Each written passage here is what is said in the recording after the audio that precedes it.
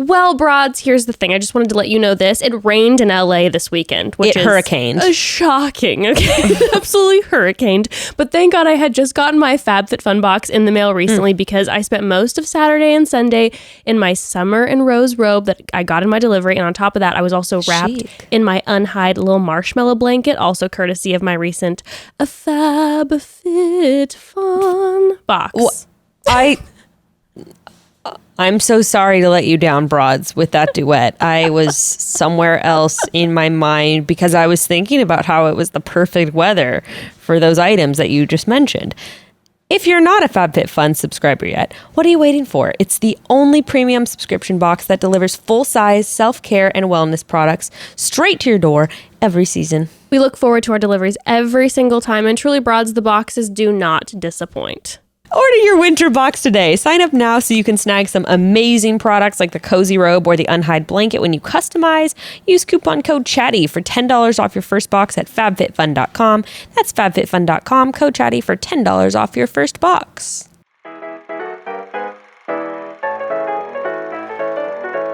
And welcome to another episode of Chatty Broads with Becca and Jess.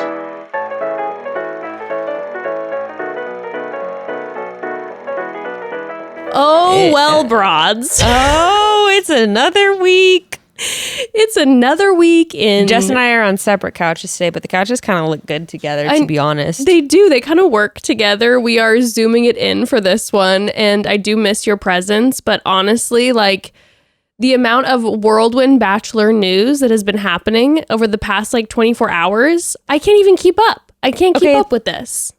It's kind of good because this episode was honestly really fell a lot flatter than I thought it would. I don't know if you felt that way. Did you feel like the episode fell flat? It was yes, because it was so strange because there was so much happened, but also simultaneously there was a lot that just felt missing. I feel like it's because we haven't been able to really get to know anybody. And that's what I think too. I felt like we were cutting between a lot of comments from random people. So it was sort of not. Yeah, I'm over it. I want to get to know the people now. Now I'm okay, loves to see some drama, but also I would like to get to know individuals for more than one line. I think Matt's feeling the same way. That's kind of what I'm picking up on. I think maybe Matt's feeling the same way too. And part of me wonders if in the next episode we are going to see a massive chop. Is he going to get rid of numerous women? I know, because he let go 2? Yeah. And then they added. It didn't make any sense to me. He let go of 2 women and then they added more in. So it was well, I guess we're going backwards at this point. But I don't know. I have a feeling next episode, they're going to get rid of 10 people. It's going to be a big... Anyone who's involved in the Brittany drama at all is going to get chopped. Oh my God. I know. And okay, we're going to get into that. First of all, though, do we want to cover just some of the news briefly? Because, okay, our episode last week, although I know it was probably your favorite episode ever. Obviously. It was a good episode, but it did not age well, us having recorded it Monday morning. Honest to God. That was the one week that we shouldn't have done that. I know, honest usually to God, it doesn't matter. Becca, I had to get rid of so much because it just didn't age. It was this is no longer relevant, or it's the opposite, and the broads are going to tune in and you all are going to be what are you bitches talking about? Ends up being just a 20-minute episode. It's just whoops, we basically just talked about aliens the whole time, which worth it. But I mean, because we talked about Sarah a whole bunch before we saw the episode. We talked about our speculations on what was going to happen with Dale and Clare before they officially broke up. It was just kind of goofy. So, I mean, that's happened since, obviously. So let's talk about... Which I don't even care about anymore. I know, we have to cover it briefly, though, because this whole Dale and Clare situation is confusing, because obviously Dale put out, and we talked about it briefly I talked about it in an intro on the podcast briefly, his statement. And then Claire comes a few days later and was I wasn't aware of this quote unquote mutual post or announcement that was going to be made. And he's, by the way, archived it and unarchived it I don't know, 15 times. 15 times. It's wild. And then she has been pretty quiet, minus like a Bible verse or two. Yeah. But there's been lots of rumblings that Dale was cheating on her the whole time. There's this. I don't believe that. I don't think so either. Like, there's this girl that keeps that's floating around, and it's this real estate agent, but there's photos with her from like a year ago, and they're in a mutual friend group. And so everyone's like, oh, I saw that girl too. I think that's stupid. And they were out and about together. Like when I don't think you're going to, I remember this. And there was like paparazzi shots of them together. Yeah, when him and Claire were dating, but I'm kind of like, well, they were friends beforehand. And the fact of the matter is, I know personally, I have a lot of male friends that I hang out with, even as a married woman. Okay. Yeah, so totally. Like, I'm sure that if someone was following me around with a camera, there'd be millions of people being like, she's cheating. Oh my God. And it's just like, well, no, it's a friend of mine. I mean, the other side of it, I know people are like, okay, Dale is a clout chaser is kind of what I'm hearing a bunch. Which, of course. Okay, I get that. But also, like, in the situation he was in, if I was in his position, like, I don't know. I'm really in a mood today where I'm giving everyone the benefit of the doubt. But I'm sort of like, Becca. I know. This big day, guys. But I feel like... I could understand how you could get sort of like swept up in her season specifically. Yeah. Like, I'm sure producers were making it all about him. Yeah. Not just with her, but with him too. And it's kind of like, I don't know, it happens and then, I don't know. Yeah. I don't know. I don't think he's a bad guy.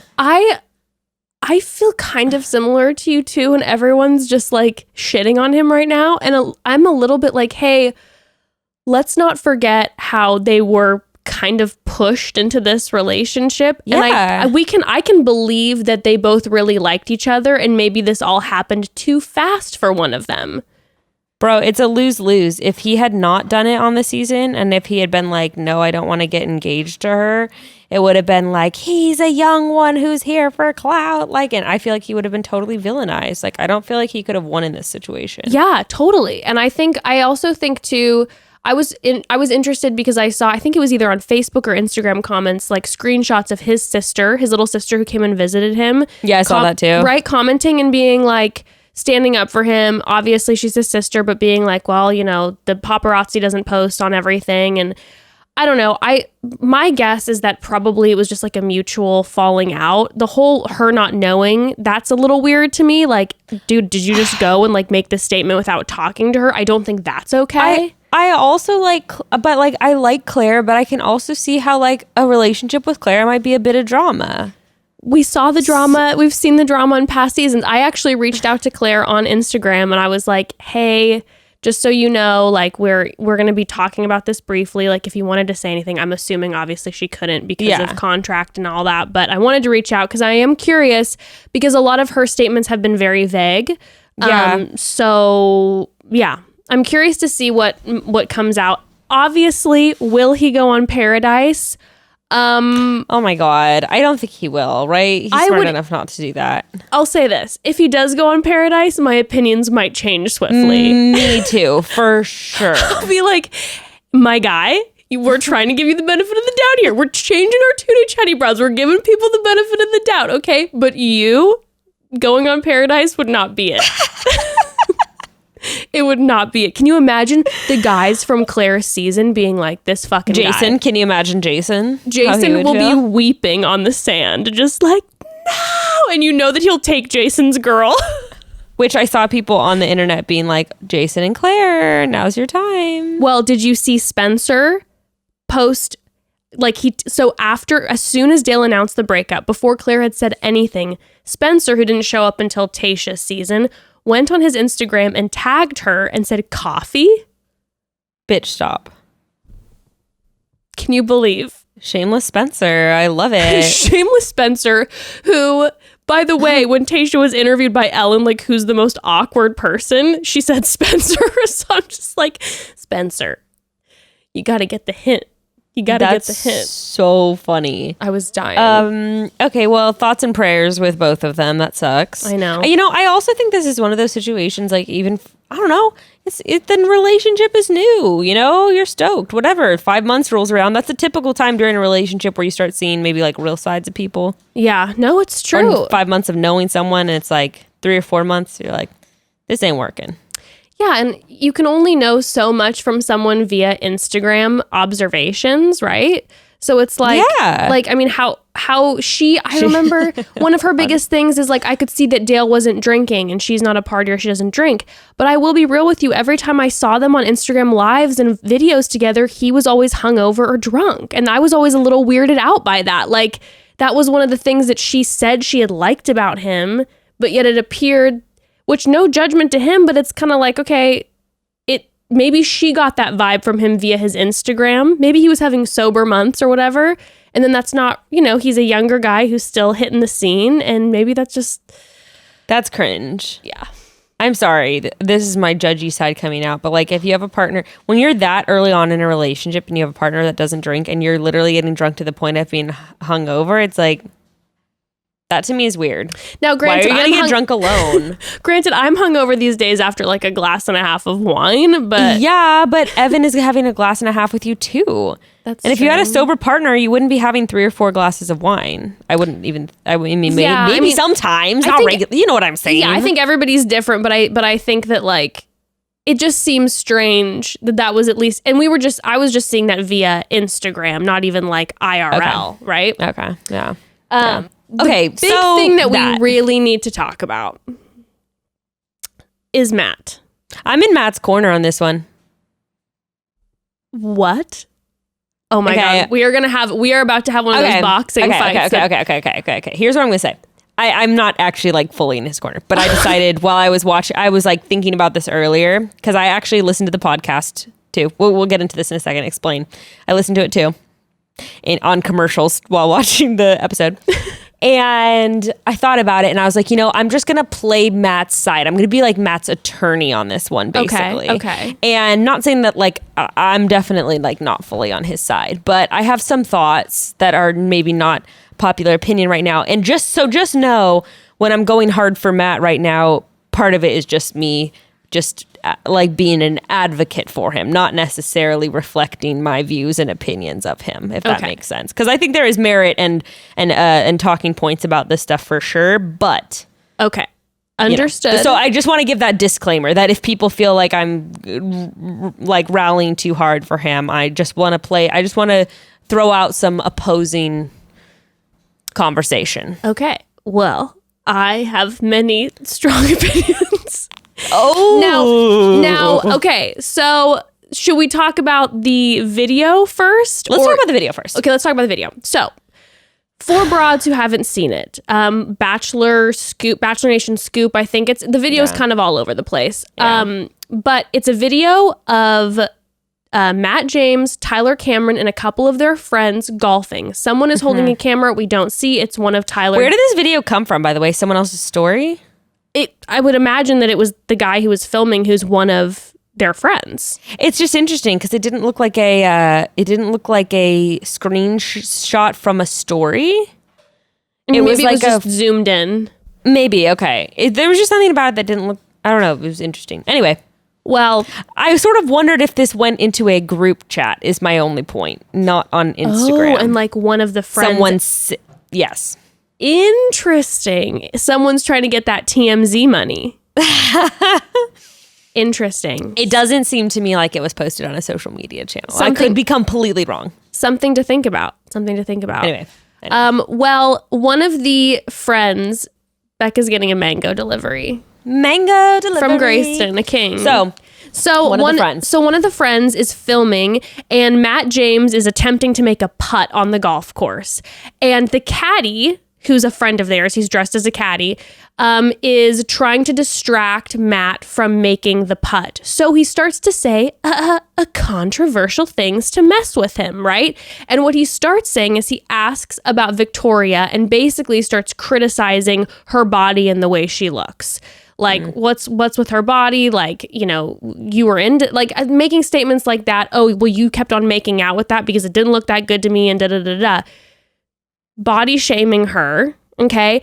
And then we have Matt James and Tyler Cameron, who are kind of off camera that you can just hear laughing about it. Wait, what was the first line the guy said? I watched this clip, I don't know how many goddamn times, and could not understand the first sentence. Let me pull it up for us. How about? Okay. Because I think it's important to hear the entire thing. Okay. This was originally posted by an account called Matt James Fan. It was posted by a fan account? Yes, and this is the thing, though. It said, Matt's day yesterday, golf and dinner at Josie's. Updating this capture to apologize. I didn't hear the comments about Victoria's body when posting these clips. To be honest, I didn't hear it the first time either. So basically, a Matt James fan account posted it, and then other people picked it up. The fact that a Matt James fan account posted it, the irony. All right, here we go. Easy, Maddie. You ain't got it, Matt. You ain't got it. Matt's about to seal the deal for the win, baby. Let's go. Matt, let's go. Let's go. Let's go, Matt. Nice and in the for the win, baby. Well, pretty much for the win. Look at Jerry all nervous and shit. Jerry's very nervous. See it through. How was Victoria's body? You know, because when I look at her, it doesn't look nice. And you've been making out with this woman. Can someone pull the pin for me? Jerry? For the win, mate. What putter is that? Who gave you that? Victoria, the queen. I mean, are we gonna have? yo, Jerry's cheating. Those Colombian strippers keep texting you. Well, I can't understand. I still cannot understand. All I hear was something about because it didn't look that good. That's the only thing I could hear. He said, "How was Victoria's body?" Because it didn't look nice, and you kept making out with that, and all the guys are cackling about it. Okay, so he didn't say making out with that. He said you were making out with her. Yeah. Okay, just correcting that line. And then what does he say I don't at the fucking end? care because What does he say at the end? That douchebag. Well, then one of the guys, the guy filming it, his phone was getting like blown up, and he goes, "It was probably those Brazilian strippers, or excuse me, Colombian strippers." So I'm just gonna say, sounds like a great crew of people just mocking. Okay, now a few things. I know that you're saying that this seems like a video that was in no, a group I don't think chat. so now. No, I don't think so. Since it was originally posted by a fan account, they pulled it from somewhere. I feel let's take that off the table entirely. Okay, I think it probably was posted on social media. All right, well, then my biggest point is the fact that Tyler Cameron has almost 2.5 million Instagram followers, and the fact that they're allowing this to be filmed and posted is mind-boggling to me, and also like, holy shit. Like, you see this conversation happening and you're letting it be posted, and that is even like, that's very troubling to me. I am disturbed by the fact that these are the people that you're hanging out with, because I'm sorry, I got some shitball friends, but the biggest issue to this too is that you're not saying anything. Even if Matt James would have done or Tyler Cameron would have done a, hey, guy, and not even been like, hey, I want to sit down and talk with you about the wrongs of body shaming. Like, all I'm saying is, even just like a knee-jerk, like, whoa, guy, come on. That they just laugh. And watching that was extremely troubling to me, especially Tyler Cameron, who is the king of I'm woke on social media, all women are beautiful, I wrote a book called You Deserve Better. Like, okay, then why don't you say something to your fucking friend who's sitting here shaming a woman's body? I'll get behind that. You know what I'm saying? So I feel like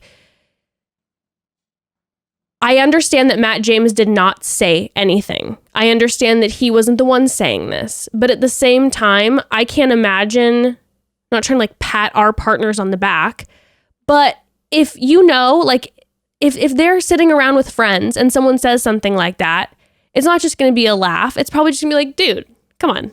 Like, it's just childish. It's gross. I think it's I don't know. I have other opinions because a bunch of these accounts that are posting it now being like, oh my God. We're also making fun of like her bra and her under eye bags. And like, That's true. everyone's been making fun of her appearance this whole time. Like literally the whole time. And so I'm just like, literally that same account that posted it was posting memes about her under eye bags. And I'll say for the record, I haven't said, we commented on how the bra strap was out and like, honey, get that tucked in. That's a little different. But like, I don't know. I'm just like, my thing is just kind of like all these accounts that do post stuff like that. I'm like, then what are you trying to like, I don't know. Also, it's like, man, I just sound like a douchebag saying this, but the reality is like a lot of people have that one friend. I do. Gray does. Like, I know plenty of people that do. And I think that, especially if someone's a close friend, it's not always like, I don't know how to describe it. It's like, I have friends who are constantly saying inappropriate stuff. And I guess people could say like, well, then why are you still friends with them? And like, sometimes it's like, you can't say that stuff and having a conversation about it. And sometimes it's just like, let's get on with our golf game. That's kind of my side of it. So I'm like, I wouldn't make a point about. Now, this is actually where I changed my mind about. Like in the video of it on its own, I'm kind of like, what point are you trying to make? Like, okay, one of his friends is a scumbag. Like so many of us have fucking scumbag friends. Like he didn't say something in this moment. Like maybe he said something in another moment. Like that's kind of my take on it. What I will say is they both have an opportunity now to post a quick thing on their story. Just a screenshot, just a little And I don't know caption. and I don't know if you noticed, but both posted, and what Matt James posted was him on one of his ABC food tours. Posted a sweet. Now, other info is that he's apparently blocking and deleting any comment that is about the golf post on his most recent post. So anyone he probably restricted his comments. I just got messages from a bunch of broads who were saying that they had gotten blocked, making comments about it, gotten blocked, gotten deleted. So he's very aware of what's happening, right? And so my thing is just trying to brush it under. My thing is just like, listen, it's a very, very quick fix. You go on, right, and you just say, you know what? I'm embarrassed. That was wrong. I apologize. I never stand behind body shaming, and I should have spoken up that day. Whatever. It's a quick so thing. quick. It's so quick. Literally, you don't even have to address it directly. Take this PR tip from me, boys.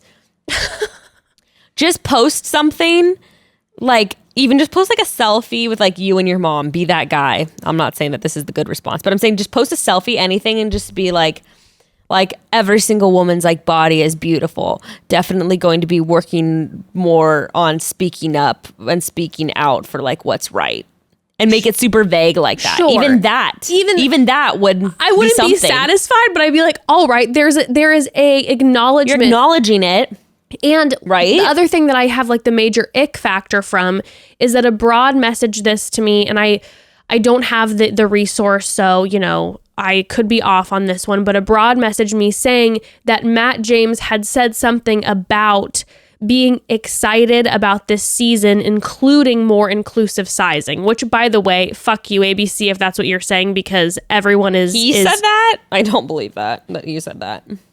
All I know is that that's what, you know, again, that might be totally off, but that is what someone was saying to me, is that there was an interview somewhere and they mentioned inclusive sizing, which again, fuck you, ABC, because if that is not inclusive sizing, oh, I thought you meant he brought it up. That's why I was like, I don't believe that. You're telling me he. I was like, who told him to say that? No, someone asked him about how he felt, and he was like, oh, I'm super excited, blah, blah, blah. And then just to hear this, you're just like, dude, I mean, it's just... I mean, I am jaded about Matt. That's why I just said that. I'm like, as if he would mention anything about body inclusivity. Like, give me a fucking break.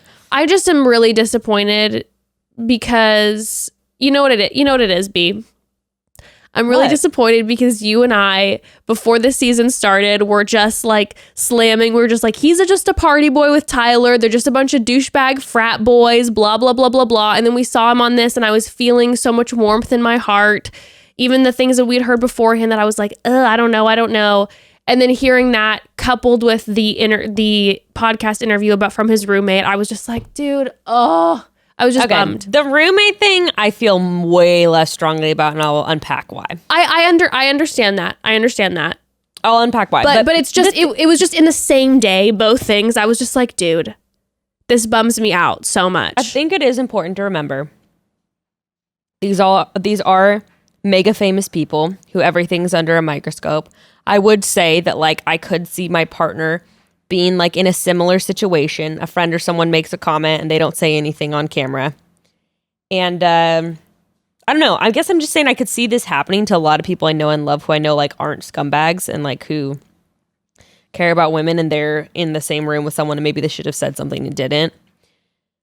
And so I don't know. I feel like it is a pretty small isolated incident. Like I'm not going to let it, I don't know. Maybe people won't like that I'm saying this, but I'm not going to like let it necessarily like totally sway my opinion on him. I'm still like, I'm just really hoping that a statement is made, because I know that when we had Grayson and Evan did a bonus Chatty Bros episode, which by the way, you all, if you missed it, you all, don't miss it. Yeah, check it out. They will be returning to do more because you all flipped and you loved it. But they were talking about how like they don't know Matt, and there's that feeling of like kind of wanting to be to a certain extent like the nice guy, but then the cool guy, but finding his place. And you know, there's that part of me that it's like seeing that video and he didn't say anything, but he didn't say anything, and then he didn't say anything, double not saying anything. And it's like maybe trying to be just like, doesn't want to be that guy to like be like, hey guys, that's not okay. But yeah, I don't know. And I'm hoping that he changes his tune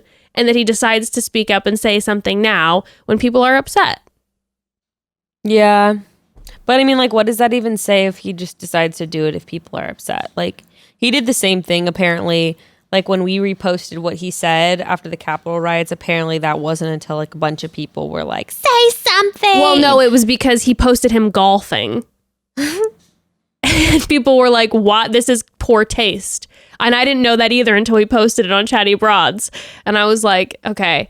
So I don't know, you know, if he does say something, you're right. If he does say something, then it'll be like, what does this mean anything? I would just like what? Then we're gonna feel all warm and fuzzy because like finally he listened to people who were beating him over the head with it. It's like I would feel that doesn't mean anything. I would feel okay. I'll say this: I would feel okay if what he did was really, really acknowledge what happened. If he does a cute PR move like what you were talking about, I'll be like, I don't feel good about that. But if he actually like really acknowledges what happened and like that, how this is harmful, and I can't imagine like how many people watched that today and were very triggered by that comment, like having to like, I'm sorry, like that's and all I could think about was if he winds up with someone, his potential fiance hearing that and being like, oh, these are the conversations behind closed doors that are happening.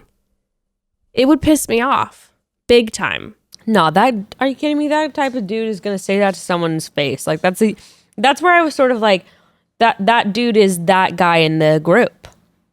He is. He's the guy that's But at I'm the just bar. saying, what if the fiance of Matt James, or if he ends up with someone hasn't met him yet? He's an obnoxious gentleman who likes commenting on how women are not beautiful enough for him. He's that dude. Ugh. He's that dude. I don't think it's a surprise to probably anyone who knows him. He's that dude. I'm hot. Not okay. I'm hot. Not okay. Just saying it's probably my point is that it's probably no fucking secret. Let's get into the roommate. Okay. So, on a podcast, and I so apologize that I don't have the name of it on me. It's called Stay at Home Pop. Stay at Home Pop. Okay. The ex-roommate of Matt James, and she goes by Sophia. I don't know if that's her actual name or not. It is. I found her Instagram. Oh my God, T. Yeah. She's like it seems she's like best friends with one of the hosts of this show. So It seems from their conversation. Yes. So was Matt James's roommate when he was living in New York, and we saw always Tyler Cameron over there right after Hannah season, when we actually joked about at one point that Tyler was like couch surfing, and we're like, guy, you have so much money now. You do one Instagram post and you can make like 100K. Like, come on, dude. like and you're just on Matt James's couch. And And this woman ends up going on the podcast and talks about how she did not like Matt James. She did not have a good roommate experience with Matt James. Apparently, Tyler was crashing on the couch for months at a time. It was a very small New York apartment. She was saying that Matt James would make doubles of their keys and would like give it to some of his like football friends, other Bachelor Nation people. And she said, I am a single woman living by myself and would have I'd wake up and random like big men would be inside my home. And when I tell you my blood boiled, my blood is boiling. Now, I have had some bad roommate situations. So I'm just like, please go reference our episode Nightmare Roommates. It's episode probably 50 something with Craig Conant. That is one you are not going to miss. When Jess says she has had bad roommate experiences, these are truly roommate experiences like no other, like absolutely no other. And you like, I cannot overstate this. You need to go listen to it. Continue on. Thank you. It was a moment in my life. But I have never lived with a man before, and being a woman horrible. And the idea of waking up and having random, like especially these these big men in my apartment that I don't know, just like wandering around. She said they were his prior football teammates. Right. And she said at one point, so one of the guys giant from dudes. Exactly. One of the guys from like Bachelor Nation, she said at one point thought it was Matt's room, her room, and barged into her room in the middle of the night. She didn't name who it was. But I'm just like, this is terrible. Like, this is terrible. This is a nightmare roommate situation. I'd be like, I am living in a frat house and all these guys are staying for free and I have to pay probably just everything because it is a New York apartment and those cost. Oh my God, that was so funny. She said that Tyler would sleep on like a crusty, I can't remember what she said, some very strong word, like a crusty bean bag, underneath his Matt's loft bed for like 3 or 4 months. Like now that the mental picture and then of that. Meanwhile, he was being seen with Gigi Hadid. Yeah, she was like, "You're dating Gigi Hadid, dude. Like, get it together, okay?" She's like, Hadid is like, he's a normal dude. He's just a normal guy. He's just a normal guy. And also just like picturing this and now knowing. Like he was crashing on his apartment for forever and now seeing Tyler Cameron's YouTube where God. Every single YouTube is now like taking a hot tub or doing a hot tub night with Matt James the Bachelor. Doing facials with Matt James the Bachelor. That's how he's titling everything. And by the way, so they thirsty. live together in what's like apparently like an $8,000 apartment in New York. Well, they've really moved into that space, but I'm just like now knowing that. And so she said that she sat down with Matt and was like, I'm not comfortable with this. And that Matt said to her, I don't care. See, it was interesting though, because the tone of her was also like she was being serious, but she was also like, okay, first I read an article about it where it was like, she says Matt is the worst and that he says like he didn't care. And when I read it, I don't know, sometimes reading's a little different than hearing it because she was like, oh my God, like Matt is the worst. Like we had like an altercation at the end, like blah, blah, blah. Like she was being serious, but it was also kind of like, because she also talks about how disgustingly dirty she was too and how they all enabled each other to like be really gross. Yeah, so I was kind of like, okay, like it put it in a little bit different perspective for me where it's like, yeah, he's probably a shitty roommate, but it kind of sounds like maybe she was kind of a shitty roommate too. You know what I mean? Like it was sort of a little bit more that tone. I think it was like shitty. No, it was like shitty in the way like we're all dirty. But like she said she would like steal his cookies and stuff, which I know isn't on the same level, but it kind of sounds like I think that she can have as many cookies as she wants when he has people crashing for months at a time, which by the way I've had before. Where I've lived with someone where they let someone, and it's just like at first you're kind of like, oh yeah, a couple weeks here and there. It's a lot, especially when you're in a small place. Months, people coming in and out, keys, they're not paying rent. Like I am fuming. Maybe it's because like I've been that person before. I would have kicked your ass out, my love. I can't with. No, I've never actually been that person. If anything, no, what it's more like is like I've been someone's girlfriend who's lived with them for 6 weeks. That's what I'm talking about. Okay, which is even still a completely different situation. I think that it's a different, and again, especially being a single woman, and it's like, excuse me, I'm just not comfortable with men having keys to my apartment going in and out. Plus, I can just imagine what the bathroom looked like. Like, oh God, a nightmare, an absolute nightmare. And apparently there was a third roommate. So I would love to. I would love to hear. This is the one we need to hear from. Yes, third roommate. If you're listening, please contact us. We'd love to have you on the podcast. Okay. Actually, no. The roommate thing sucks. It's definitely not okay. I guess what I'm all coming back to is it seems like we're making some pretty like steep character judgments based on these two very small glimpses into someone's life. Like, I feel like that video to make like a character judgment about Matt from it is like really a stretch. I think that it's a combination. I think that it's a combination of basically Claire's season starting and her calling him out for trying to get on the show for the wrong reasons. That did not age well, Claire. No. Your man's is a clout chaser. I know, it's rough. So she called out Matt for that and then said like, oh, well, he got what he wanted because he's the Bachelor, blah, blah, blah. And then Matt having all like the major COVID parties during the height of coronavirus at like I think it was like in April, having these big old parties. Okay. He was hosting them?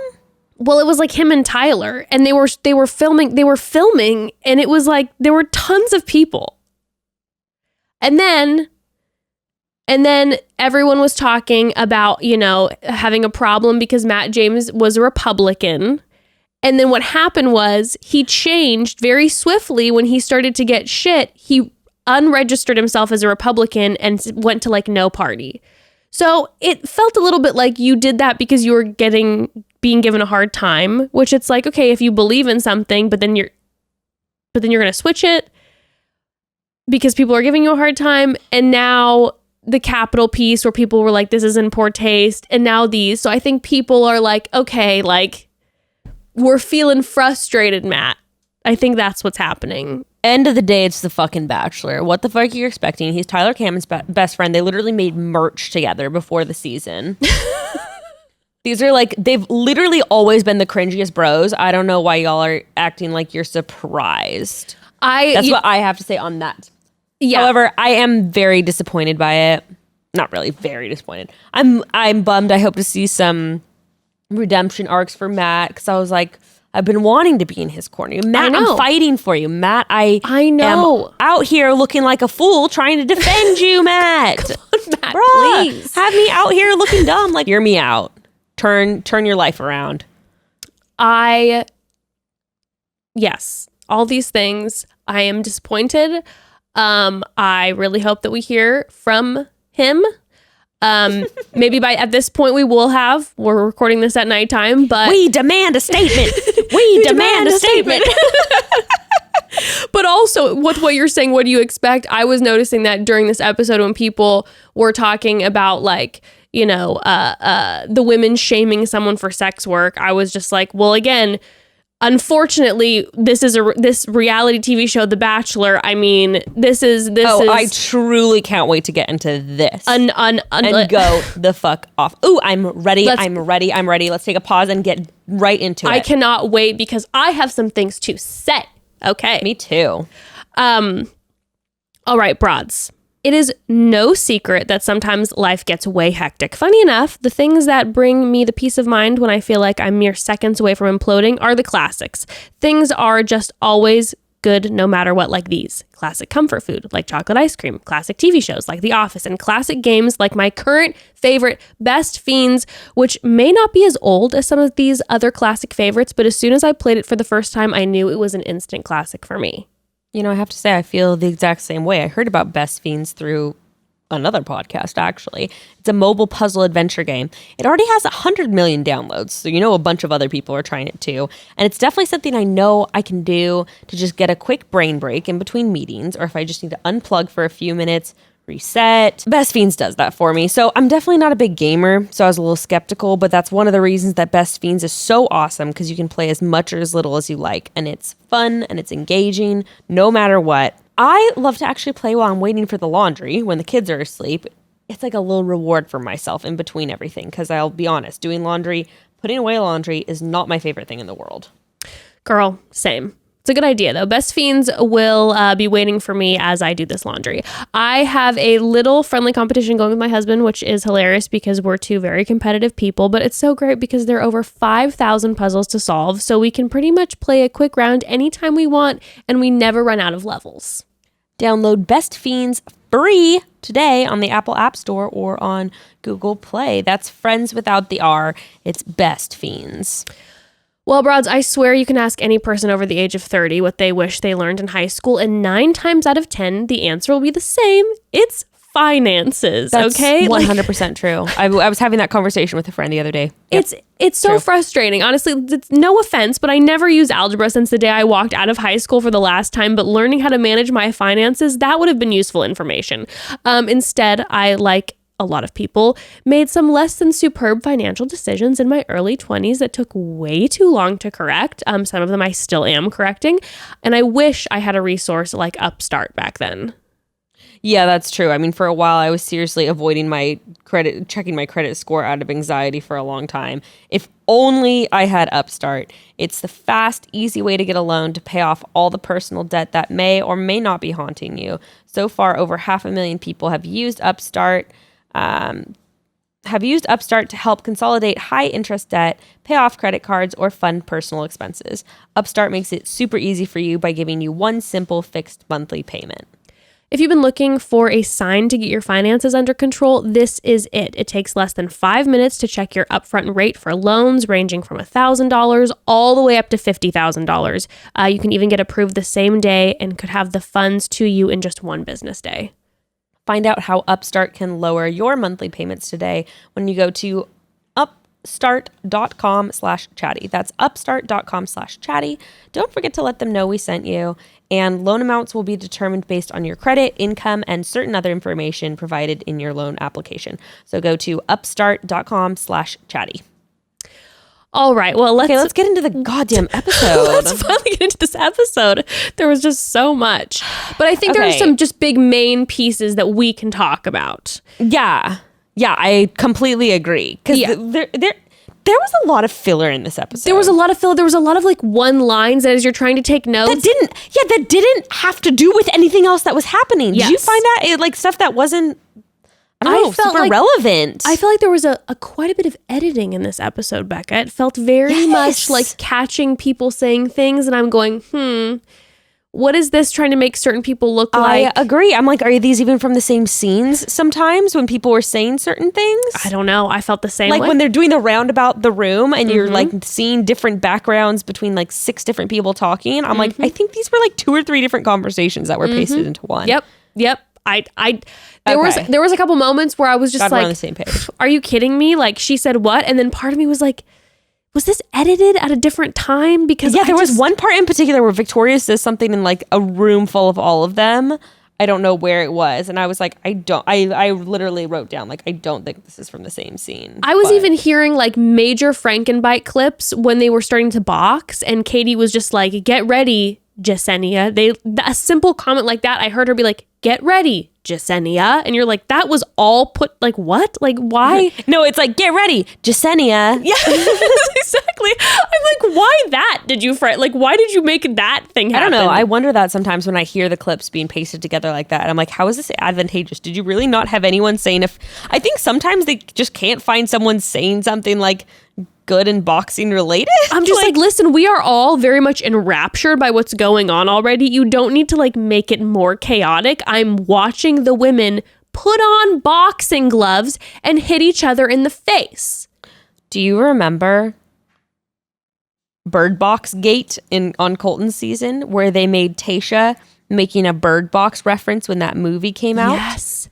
Okay, background for the broads. Some of the OG broads may remember this, but on Colton's season, there's a clip where Tayshia is saying something like, this isn't Bird Box or something. She's like, it was a spliced together clip that was like, this isn't, at first I didn't know it was spliced together. It was like, this isn't Bird Box because she was being blindfolded or something. The movie had come out and I was like, wait a second, this season was filmed in September. That movie didn't come out till November because there's a big gap between filming at The Bachelor and when it airs in January. Yes. And I looked it up and I was like, Bird Box came out like after this. And why would she say that? And I went back and watched it, and it was 100% like pasted together, and it was crazy. Post-production had found her saying all those words to piece together her saying like, this isn't Bird Box. That's wild. You can make up a sentence that didn't happen. It's that is very, very scary. That's very scary. Very scary. Like hardly legal. That's hardly legal. So I have a big question mark now whenever when someone says something off camera, I'm like, let's ask big questions, because they were actual like full-blown sentences and ideas created that didn't exist when Tayshia was actually saying them. All for what? Just like a funny little pop culture reference, not even relevant to the plot of the show. It's like we really didn't need to have like they really just had some extra hours to kill, and they're just like, oh, let's throw in a Bird Box reference. That's relevant pop culture. That'll take up half of a second. Like, what? If they have that much time on their hands, what kind of devil's work are they concocting in the rest of the time? Devil's work. Absolute satanic practice. Okay. this is satanic. This is satanic. Okay, so I didn't even remember where we were at the beginning of the episode. Like, I was like, wait, what is Matt talking about having a hard day? I couldn't even remember. Yeah, I was like, oh yeah, Sarah. That seems like a million years ago. Why do these weeks feel so short and yet so long? Okay. Mm-hmm. That's the first question. Well, he's mourning over the loss of Sarah. He's more tired than I am right now. Yeah. Like, he was like, Lord. The man was unwell. Exhausted. Well, then we see Victoria speaking to the other women, and she's like, well, good, the trash took itself out. And Katie is not happy, and she's just like, can we just stop? Like, she's gone. Can we just be done with this? Like, this is just bullshit, whatever. And then Queen Victoria tells her to shut up. And I'm like, oh my God. Like, like we went from an episode where Queen Victoria was horrific, and then last episode where it was like, there's something kind of funny and they're all joining. And now this one again, I was like, this is out of control. Which, by the way, everyone's talking about this mugshot that's floating around of Queen Victoria where she like participated in petty theft, and everyone's freaking out. I'm just like, are we surprised? Oh yeah, no, I commented under someone's post and I was like, I fall more and more in love with her every day. When someone posted that, and people are like, what, you idolize her because she shoplifts? And I'm like, okay, guys, it's a reality show. She is unreal. It calls herself the queen. Like, she calls herself the queen. If I say I'm in love with her, I'm clearly being ironic. I'm not. Do you think I want her to be? People are like, she's not a good role model. I'm like, did you really think I was advocating for her to be a public role model? This is very ironic. That was one of the things last episode where people were upset that we thought she was funny. I'm like, we think she's funny, ironically. Do you not understand how exaggerated she is and how funny it is, how ridiculous it is? If I was one of these women, I would be fed up with her. Like, no one would believe, but I would also just be like constantly laughing to myself. Which is, I think that's what everyone is doing. It's just like, you see everyone kind of like tolerating her because she's kind of entertaining. Yes. All the girls around her. Yes, but even though someone who was laughing at her a lot this episode, who I don't feel that way about, is Anna. T. Anna. Okay, so some of their conversations they have. He has a really good conversation right off the bat with Chelsea. Well, oh yes, when you're talking about when they started in their group date. Yes, I'm sorry. I'm talking about Matt and the ladies on this. So they end up having, even though he was supposed to have a full group date with them, that didn't happen because of Sarah. So again, someone else infringing on their time. The women are frustrated. I don't blame them. And yes, right away, great conversations. Chelsea and Matt. I mean, Chelsea Matt really wasn't saying much, but Chelsea, yeah. Chelsea talks about how she shows a photo of herself to Matt when she had long hair, and she talks about how emotional hair can be, how she felt years pressured to have her hair chemically straightened because she was like in a predominantly white school, and just a really like a powerful conversation. It was. She talked about like how she felt freedom shaving her head and how comfortable she feels now and how that was like a big shift for her. And he's really supportive and really sweet to her, just being like, well, you're hot. basically what he says about that. He's like, well, I think you look hot with any hair. He's just like, and you're he's just kind hot. of like, want to make out? Goes in for the makeout. And he tells her, he's like, yeah, well, every time you come in the room, it's a wow moment. And I'm like, yes, I believe that everyone would agree with you about that one, Matt James. He had a little bit of game there. He did have a little bit of game. We saw him chatting with Mari, with Piper, who we see more of Piper this episode, which I was very happy about. Love Piper. She might be a sleeper. I think Piper's a sleeper too. We're starting Matt to seems get like he's falling in love with everyone, by the way. Matt, I think, is falling in love with maybe 7 people right now. Yeah, I think so. I really think so. Like, I could probably actually count up to 7. Serena, Katie, Rachel, Abigail, Michelle, Bree. Bree. Oh my God. Piper. Yeah, that's 7. That's 7. Easy. Wow, beautiful. But Kit, he was really feeling too. That's true. 8. He was starting to be into. It's like, Matt. Of course they bring Ben in later because Ben's like, I'm going to have to walk you through how to say I love you to a lot of women. Because obviously. Did we even count Chelsea? Is that 9? Oh my God. Is he in love with 9 women? Well, this is going to be a great season. This is going to be wild. So my God, Victoria and Katie's conversation. Yeah, so back at the house, Victoria and Katie are continuing to talk, and Victoria summons Katie into her chambers. She's like, come, I must speak to you, sit. Like, she is treating Victoria treating Katie like she actually is a queen. And wants Katie to apologize for telling her to stop being a bully. The gall on this woman is unparalleled. But it was paralleled by Katie because Katie stood her ground. Oh, she was like, I deserve an apology. I deserve an apology because I was just expressing myself. I'm like, oh, if that's how apology works. She said, she said, you can't silence my self-expression. That's what she was saying. Like, oh, is that how life works? I was unaware of what it was like to be a queen. But Katie's like, I'm not apologizing. Like, I'm not doing that. That's what I'm saying. Victoria was paralleled by Katie because Katie is like, you see Victoria like not knowing what to say. She's getting all caught up. Katie's like, I'm going to tell you if you're being a bitch. And like, I don't feel bad. And then Victoria's just like, well, you're a bitch. She just doesn't really have anything to say. She also comes for Katie's vibrator. Like, the vibrator is a human being. She's just like, well, I hate your vibrator. And then she's like, I love my vibrator. Like, what? Oh my God, that was so funny. It's just like, how dare you say something about my vibrator behind its back? Bring my vibrator into the conversation if you're going to have words about it, okay? We're going to sit my vibrator right here. You can't silence my self-expression. I mean, I couldn't wrap my brain around when she said that. I couldn't wrap my brain around it. Katie, in this episode, is, I believe, maybe one of the most, like, shining knights I've ever seen on the show. Like going against almost everyone to do what's right. I was like shaken impressed. Mm-hmm. She actually reminds me of a really outspoken version of Becca K. Like, yeah, I don't know. Becca K was like really sweet and like really wouldn't ever participate in like bad mouthing everyone. It was really nice. But she just doesn't have the same like outspoken personality or like a forward. I mean, she does. It's just different. That's all. Katie maybe has a more confrontational aspect about her. Maybe if Becca K was on the season now, that's more how Becca would be.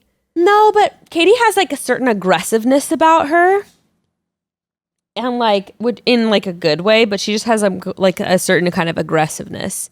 But she uses it for justice. Yes, she is a justice warrior. She kind of reminds me of Becca. But well, okay. So yeah, Chelsea gets the rose then. Chelsea gets the rose, and you know everyone's kind of like people are starting to get a little restless. They're starting to get frustrated already, and then there's the night for the rose ceremony. Oh my God. And that's when shit really starts to hit the fan. Okay, basically, like, you know, he talks to Piper. We see more of her. We see more of him with Kit. Yada, yada, yada. Okay. the meat and potatoes is that Victoria's crying to him, I guess, when he gets interrupted by Chris Harrison to pull him to meet the new women. She, not only is she crying, she had made a declaration beforehand to producers. Like, she was like, I'm going to talk to Matt first. I don't give a rip about anyone else. I'm going to talk to him first. Apparently, that's not what the producers wanted, because they wanted her to be interrupted. So they didn't let Victoria speak to him first. So you know she's already frustrated beyond belief that she didn't get first round. And then she gets interrupted by Chris Harrison after she's crying. And as Chris Harrison walked up, I was like, oh, Chris, you're about to get killed. You're now on Katie's hit, or on Victoria's hit list. It's game over for you, bud. She hates you now. Yeah, not good. And you know when the queen hates you, it's game over. I wonder how Chris feels about her. That's really what I want to know. Okay, so Chris just springs it on him. Like, Matt had to have some idea this was going to happen, right? But I don't know, because he looked like he was having a panic attack where he's having to coach himself through breathing. He looked pretty surprised to me. He looked shooketh. Because everyone thought Sarah was coming back. Maybe that's what he thought was happening at first. Oh, I still think Sarah's coming back. She's coming back in a big way. I do too. Her recent IG lives show me that she's coming back. She's been doing some IG lives with Noah, Spencer, Chasen. They're literally all irrelevant people, though. Yeah, but I think that if she's not become Paradise. That's what I was gonna say. I think they're gonna be a Paradise crew. New quarantine crew. Okay, so Matt is. God, I hated the quarantine crew so much. I hated. You really did. I'm just like, are you kidding me? Like, I'm not one to COVID police people, but I was like, you guys all flew to live in an Airbnb for like 2 months. Are you? It was at the top I was too. I was so mad. I was just like, your life is so perfect, and I'm so jealous of you right now. Yeah, and then they even trademarked. I was 8 months pregnant. Yes, you were 8 months stuck pregnant. in a home with a toddler. Doing these podcasts via Zoom. I was jealous. What am I going to say? Anyway. So Matt is in so much shock. I feel like he's about to pass out. I do feel for him in this moment because Chris Harrison reminds him that they had a record response because he was the Bachelor. And so we're bringing because he was the Bachelor. Because you were the Bachelor. So we are making sure that you have all your options, more women. And I was sitting here going, what a move. What a move if Matt James would have been like, Chris, I don't know if I feel right doing this. Now, I feel bad because there's these 5 women who have been quarantined up and going through the process, so you feel the guilt in that way. But if Matt would have been like, Chris, this would have been the fucking move. If he would be like, Chris, before we bring the women out, I'd like to go speak to the women inside and let them know what's happening and like communicate. Let's have a conversation so that these women just don't walk into the room and shock them after them being there for numerous weeks. No, they're killing the poor man. They're killing him. No, killing him softly. They're just like, oh, you mean the guy who's never been Bachelor before? We're going to throw him the biggest loop that anyone's ever experienced. Even been on the show. He's never been on the show? Later on, he's like talking to one of the girls and he's like, yeah, I totally hear you. Like, this process is hard. And I'm like, you don't even know what you're talking about. You literally have no idea what you're talking about. You don't know. You can't tell them that what they're doing is hard. Usually the Bachelor is like, yeah, I know what it's like. Like, it's rough. And he's just like, yep, the process. And it's like, bitch, you have never met Chris Harrison before. Yeah. Anyway. He's just like, yeah, Tyler, he's told me like there were some rough days. Straight up, that's the vibe I get, bro. That is the vibe I get. Tyler sat me down over some pizza and like let me know like it was gonna be tough and like yeah. Hannah and I really talked. Actually, I bet Hannah did give him advice on like what it feels like to be one of the girls. I bet Hannah actually did give him advice. I agree. Yeah, she seems like not to mention because she had to deal with the Kaylin situation, and then on her season she had to deal with the Luke P situation. So actually, Hannah has been through. She has insight. Yeah. So she actually probably did give him a lot of insight on like how to handle some of the drama stuff. Yes, and I don't know if we know this. I believe Hannah and Tyler will show up at some point. I'm sure. and probably give him more advice.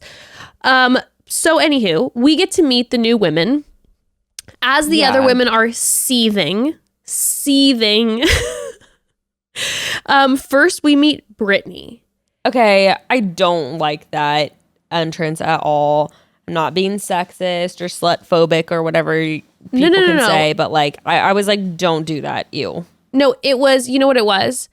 It was just like, it felt very non-consensual. She grabbed his face with her hands like this and just yanked him in. Later, he said he liked it, but it was... I think he was uncomfortable in the moment. I mean, how can you not be? Right. Knowing that everyone's watching, even if, let's just say... I mean, the poor guy is getting hit like a million miles a second with like, actually, we're going to add more women. Are you ready? Take deep breaths. First one comes out, grabs him by the face. He's probably thinking everyone's watching, but like, I don't want to. I wasn't a fan. I wasn't a fan. Yeah, I don't like that either. But yeah. But then Brittany walks in, and Brittany walks in. Victoria's like, are you a backup? I mean, I could not believe. Brittany walks in, she's got a little bit of an attitude, like, where she's just like, but she's like, hi, surprise.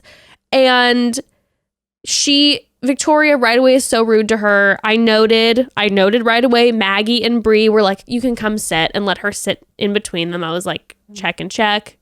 Love you, girls. Piper was just kind of like, yeah, this fucking sucks. But Victoria is just like, not allowing it. Well, she has a quick response where she's like, no, they saved the best for last. And Victoria's like, I don't think so. And then she calls her a slur.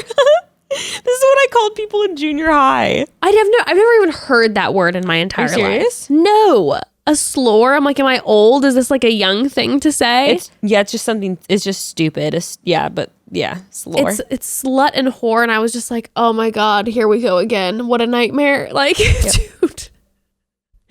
Well, and then Michelle shows up. Yes. And then Ryan, and then Kimberly, who, by the way, when I tell you I'm devastated that Kimberly didn't get to stay, because I knew I had checked out all 5 girls' Instagrams beforehand. And over this weekend, I fell in love with Kimberly. She is a cardio surgical ICU nurse, and her Instagram is fire. Her fashion is sick. And I was like, she's so cool. Her, like, she had all these like makeup posts with like cool colored eyeliner that I'm like, definitely saved them and will be stealing looks later. And then she was just gone right away. I was actually devastated. Tragic. I was really hoping to see her fire fashion. Sad about it. And then Catalina shows up. Sash has lots of followers already. Just some tea. A queen. What, some tea? Miss Universe Puerto Rico. Huge. Mari is quaking, okay? And she's actually an entertainment and business attorney, which I think makes her the 3rd or 4th attorney on this season. And I'm like, damn, this is... Holy cow. Yeah. Attorney is like the new real estate agent of this show. I'm here for it. I'm here for it. Amazing. Okay. Amazing. Well, and of course she comes in with a crown. So Victoria's like, I'd like to meet you.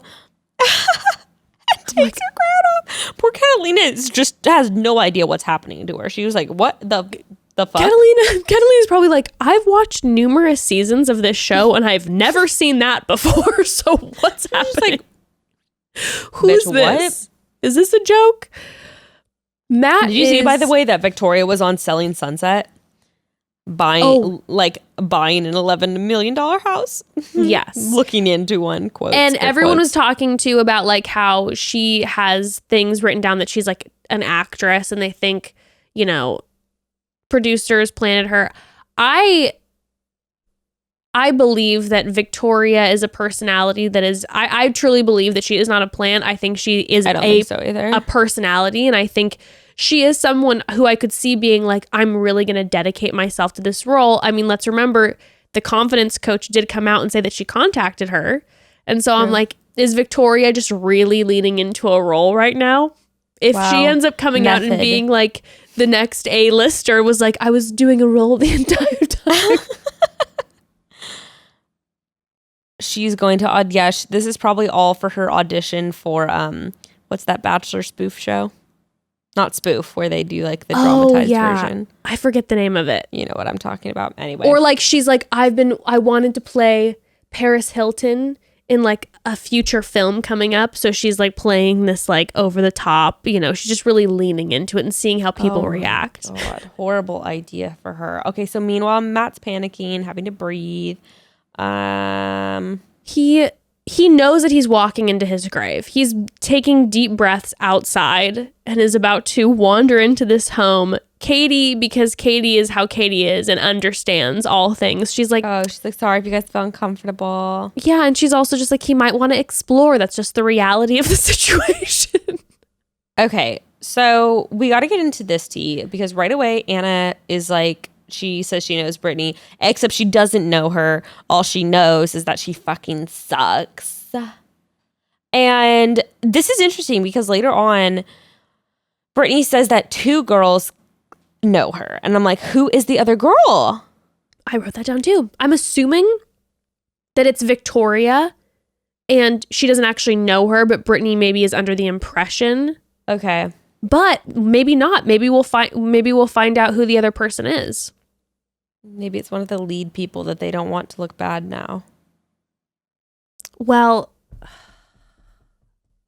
got Who's some else from Chicago? What? I have to look it over, but I got some messages from some broads, and I'll talk about it when we get to that scene. But there is a scene later on where Victoria is being extremely unkind.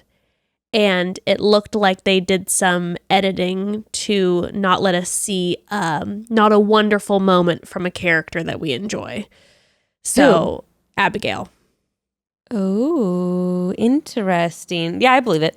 So maybe the other person is someone that, like you said, they're trying to make a good Bachelorette edit or a top 2 edit.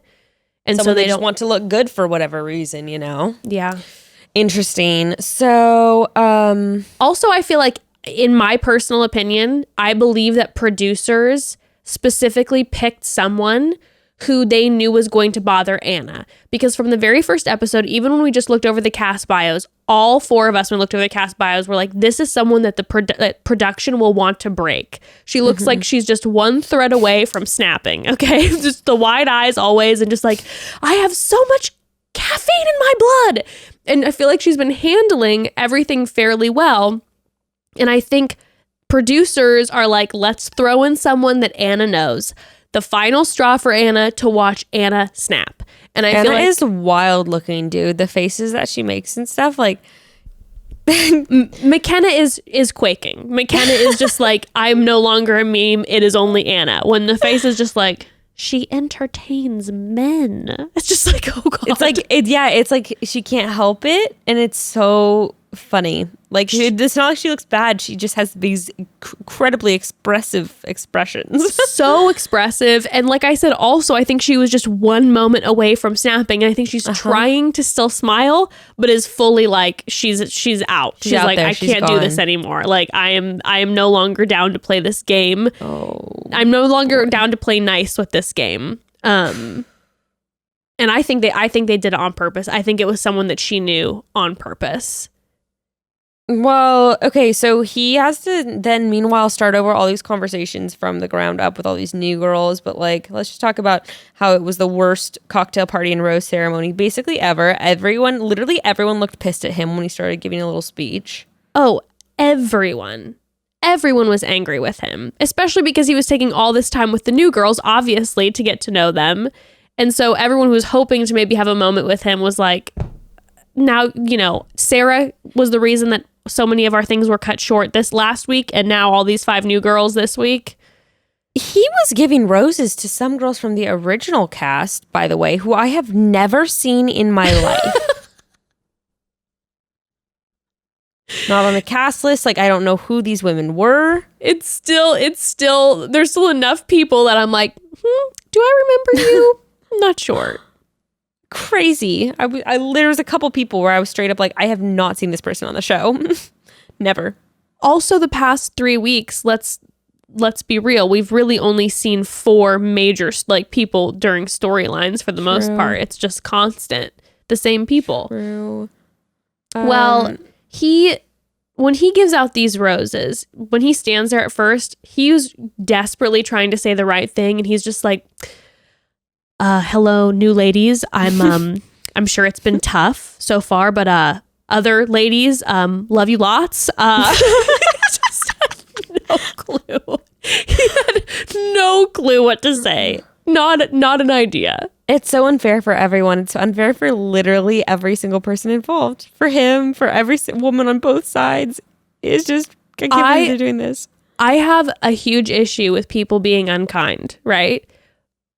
But I felt bad for everyone in this circumstance for sure. Yeah, like your world is so upside down. I think that people, it actually really freaks them out when they're like, you have so much unpredictability in the process, and then you're thrown this truly unpredictable factor, something that's never really happened, and it's just like you don't know. It's so much stress to the system. Like, I think people are truly not knowing how to handle it, and it is like almost this instinctual, like, you know how they did that horrible like prison guard study like in Stanford? Yes. I'm like, we're watching like the Stanford prison experiment play out. Well, the way the OG girls were like banding together, it was like a survival instinct actually to like protect themselves against the new women. And the new women are coming in all fresh and chipper, like just, and MJ's meanwhile like, we've seen things. Like,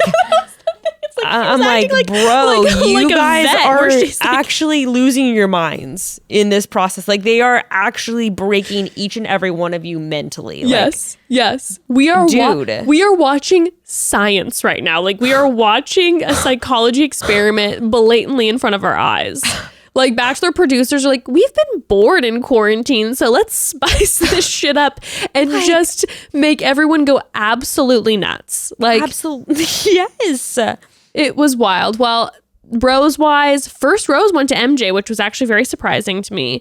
So MJ, Piper, Bree, Maggie, Michelle, new girl. Yes. Mari, Ryan, new girl. Kit, Serena, Abigail, Katie, Victoria, Lauren, Brittany, new girl. Jasenia, Anna, and Catalina. Kayla is gone. I am devastated. You know Kayla. It was like, I had very high hopes that Kayla was going to go far. I beg that she comes to paradise. We were shafted. We should have seen way more of her. Also, Kimberly is gone, and Kylie.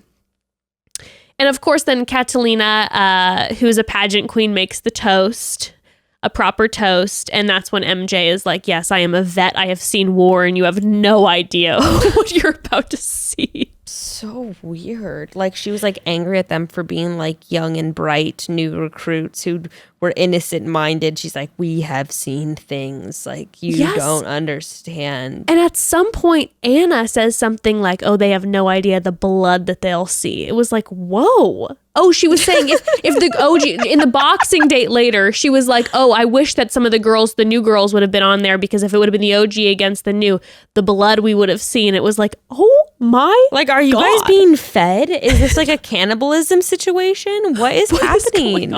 You guys can tell us. This does not seem ethical. This does not seem right in the least. Let us know if you're safe or unsafe, please. I mean, and then they put them on this obstacle course date. Oh, which is hosted by Jess. Who's hosting this group date? Well, I felt like something hadn't been right last season. There was someone that we hadn't seen, and it felt like, why? Why hadn't we seen the ghost that is the Bachelor franchise? Because that son of a bitch, Chris Harrison, had JoJo replace him for those 2 weeks. Very true. Well, Ben is back, baby. Ben is always back, and he is back, and he is here to stay. And I was shocked that we didn't get more Ben. It was a short amount of Ben. And Chris Harrison is realizing that because of quarantine, maybe his job isn't quite as solid. So he only lets Ben be there for like the first half, and then Chris Harrison gives the award at the end and like wraps up the date. He doesn't even let Ben finish it. Yeah, I mean, my internet was cutting in and out during this quote date, and I just saw them wearing weird bear hats and like paddling around in the tiniest boats I've ever seen in what looked like a swamp. I mean, okay, let me break down this date for you. First of all, we see Ben talking with Matt beforehand, and they have like a heart to heart, and Matt what I loved is that Matt has seen things that Ben never has. So when he's explaining, he's like, you know what I mean? And you know it's killing Ben, that Ben's just like, I can't relate to what you're talking about because that never happened to me. And then Ben says, he refers to the girls as the old regime and then the new regime. And Matt laughs because he probably thinks that won't go over well. Oh my. So Ben is using war language as well. So everything feels very violent between the old and the new. Okay. And then when they have this group date, they refer to it also, we'll talk about war, as a foot race. Okay. So there's a lot of tactical war terms being thrown out. And then at one point in the foot race, they have to get dressed up as squirrels. They get put in, first they have to cross this small lake in like squash kayaks, like vegetable kayaks. And then once they cross, they put them in squirrel costumes and they have to look around for a net with their name on it. Who's in charge of planning these? People who... Because they ought to be fired. Do you remember the capture the flag game? I mean... This is not okay. I mean, at least in that, they were in like bridal dresses. Like they had to get dressed up as squirrels, which by the way, isn't even Matt James's favorite animal. If they're going to put them in anything, turtles. Make them a turtle. You know what I mean? But which squirrel... would also work for the date. Turtles exactly. Work going across the pond. But they dress them up as squirrels. At one point, poor Maggie is stuck in this squash kayak and she can't make her way and everyone else is digging for the nut and Maggie's still lost at sea. What even? And then we see Anna find Brittany's nut and then she hides her nut specifically. I missed that. Anna is not here to play right now. I mean, we even saw a glimpse of Anna before the date started where she was explaining to some of the women about what she was aware of with Brittany. And that's when she said something about, you know, that there were bottle service girls, but Brittany was around all these wealthy guys and she wasn't a bottle service girl. So again, okay, we'll go there, but okay. I think that might have cut out too. I don't remember any conversation about bottle service girl. My internet was being patchy. It was a quick convo. It was quick. Okay. But anywho, I mean, this is just the date is just a mess. But Mari ends up winning. And then Chris Harrison congrats Mari and hands her and he goes, "These nuts are yours," which, I mean, my God. It's like classless. Chris Harrison is just giving this to her and just like, I'm going to incorporate this in my next erotica. My God. All these women dressed up as squirrels digging for the nut. Like, it's... Ew! Okay, wait, before we get further into this date, should we take a quick pause? We should probably take a quick pause. Because this is about to get real hot. So, broads... Speaking of the nut, it is almost Valentine's Day, which before you roll your eyes at me, you do not need to be in a relationship to celebrate February 14th. No way. I am a firm believer that every holiday deserves a gift to you, from you, no partner or lover required. So of course, I've been planning my gift for myself for weeks now. And my first and only stop was the Majori website. If you're in the market for fine jewelry for yourself or someone else, Majori is your spot. Jess and I love a Majori moment. I was wearing one of their rings earlier today. They make the fine jewelry that isn't just reserved for fancy occasions. Think classically designed luxury staples made for you to wear all day, every day. They use premium materials like 14 karat gold, sterling silver, pearls, and yes, even diamonds. But of course, the best part is the prices. Majori prices their pieces without those astronomically high retail markups you usually see in fine jewelry, because Majori believes fine jewelry should be inclusive and available to all, not just those with deep pockets. I have a few Majori pieces, and it's so cool that they all go together. Seriously, I can layer every single piece I've ever bought from Majori, which I love, and they all wear perfectly together and separate. Plus, they're handcrafted, ethically sourced, and made to last, which I can attest to because I almost never take my pieces off. I can't wait until Valentine's Day to add another piece to my collection. Oh my God. And they always have new stuff. So they're I going to have some know. cute Valentine's Day designs. They've got some that. cute new things. Cute. I want a Valentine's Day gift. Okay. Anyway, maybe I'll buy myself one. Yeah, visit Majori.com/chatty for 10% off your order. That's Majori.com/chatty for 10% off your order. That's spelled MEJURI. Majori.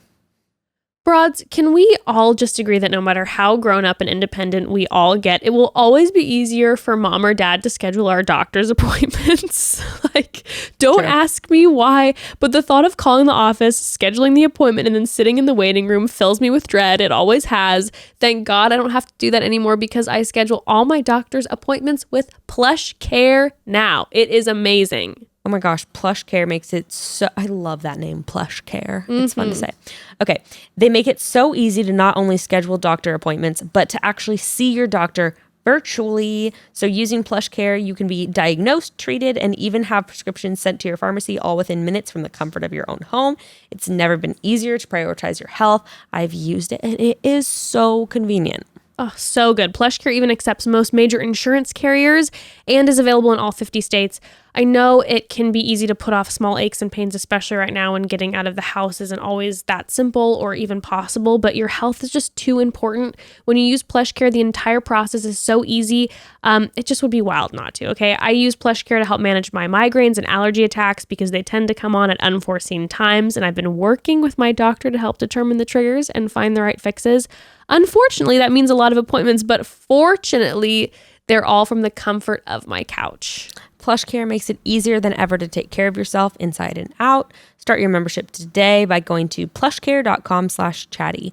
Go to plushcare.com/chatty to start your free 30-day trial. That's plushcare.com/chatty for a free 30-day trial. Plushcare.com/chatty. I think you can use that for like pink eye and stuff too. Pro tip for moms out there. I mean, for everything, especially with the kiddos, it's like there's so many random things always that come up with the kids that I'm like, oh God, another doctor's appointment. Now it's so easy. You just book it with PlushCare. Get my Latisse through PlushCare. Yes. And there's always so many appointments available, which is amazing because they have so many providers. Nice. We're not even getting paid to say this. Wow. I know. This is like off the time.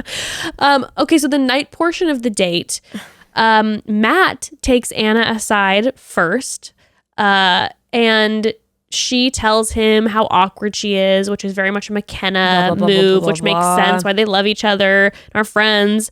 I definitely feel like, by the way, McKenna and Anna are going to show up together in paradise and have like a Raven Tia moment where they're like, am I you and you are me? Like there's going to be no difference. They just are going to merge into one being. With their heads together and like the alien, like boom, boom, boom. Just so much wine dancing, so much caffeine, just all of it. Well, Brittany walks in and interrupts. Of course. And I was like, it's so funny because she was like, Matt, she's like, how dare she not ever have any time with Matt and want to sit down and talk to Matt? It's like, okay. It's like, well, again, you see both sides, right? It's like you're so frustrated because you haven't gotten any time. But then on the flip side, this person hasn't experienced this yet, so she doesn't feel like she's gotten any time. Yeah, it's just stupid. And then so she immediately goes, like her response to that is to go and be like, I'm going to go pass on some rumors. Who is she talking to in that moment? Queen Victoria. Ah, convenient. So she goes and she sits with Queen Victoria, and Queen Victoria calls Brittany slutty and classless in a minute period. And Anna's cracking up. Anna's living for it. She's at this moment very happy all of a sudden to have Queen Victoria on her side, which, you know, her and Queen Victoria have been bonding last week with Sarah because Anna was one of the very vocal ones with Sarah as well. And that's when Anna tells Queen Victoria about rumors of her having transactional relationships with men. Yes. Which is funny to me. Okay. Whenever somebody says something like this to me, I'm like, bitch, I wish I had more transactional relationships with men. Like, the fuck? I slept with so many shitty ass broke dudes growing up in college who it wasn't even great sex. I wish someone had been paying me. I will gladly accept payment now. And you can call me whatever you want to call me, but how many of you have had shitty sex for free? I mean, and she's getting paid for it, and you're gonna hate? and the level of immediate like disgust by so many of the women was so disturbing to Like, me. oh, so I'm sitting there like, oh, so you're jealous? Yeah, Like that was oh, okay. literally me. Like, okay, like cool. Well, I mean, I was right away, just the reaction with so many of the women, just so like just disturbed by it. It was just like, oh my God, like I guess we're not here yet, but my brain, I'm like, ladies, it is 2020. Well, it was 2020 when they were watching it. It's just like the fact that we're still like the stigmatization of the sex work. It's just, I mean, I just was so frustrated watching it, and they were just having their little huddles. you gotta remember this side of it though too. Again, I'll play the other little side. That we're joking about them basically being held hostage and the mind tricks, but you got to remember, if a girl's coming in like 5 weeks late and there's convenient rumors twittering about her from like 3 people about her being an escort, you're like, your brain's like, red alert, like this person was sent here as the enemy, straight up. Like if someone has rumors like that and they're showing up late and the first thing they're doing is making out with him, like as a contestant of the show, I think you do have to remember that perspective of being like, you know, every single message being sent is that this person is like the new villain kind of thing, you know? Yeah. It's just was like, you know what? The show, this episode was just to me showing a very like dark side of human nature, where it was like anything that they could get to latch on, and they were like so enjoying. And later on, when all the women were sitting there together, when then Katie pulled Matt out separately, like everyone was so, they're like, we love us and we love us talking shit, and it was so just like seething. And it just felt. Dude, that's what I'm saying. They're creating and cultivating a super toxic environment. Yeah. Like not the girls, like the environment that they're put in is creating a lot of toxicity. And we don't really, I don't think we have ever seen this in the show where they bring on a whole new mini cast. No. And I think what we're seeing is people like actually, like, I'm not joking. I think people are having legit like mental reactions from this where they're like tripping, like legit losing it a little. Yeah. It's kind of crazy. Yeah. No, it's and they don't think they should do this again. No, it seems like really bad. It feels very unhealthy. Like dog eat dog, like this kind of gnarly, dark side of humanity for sure. It's not. It doesn't feel healthy at all. This is not. I mean, I wouldn't say this show is the most healthy environment. We can remember that. But we can remember that. Seems bad. Anyway, well. They're having this conversation, and Anna's telling Queen Victoria everything, talking about that she knows all the rich men in Chicago, so we assume she's an escort, blah, blah, blah.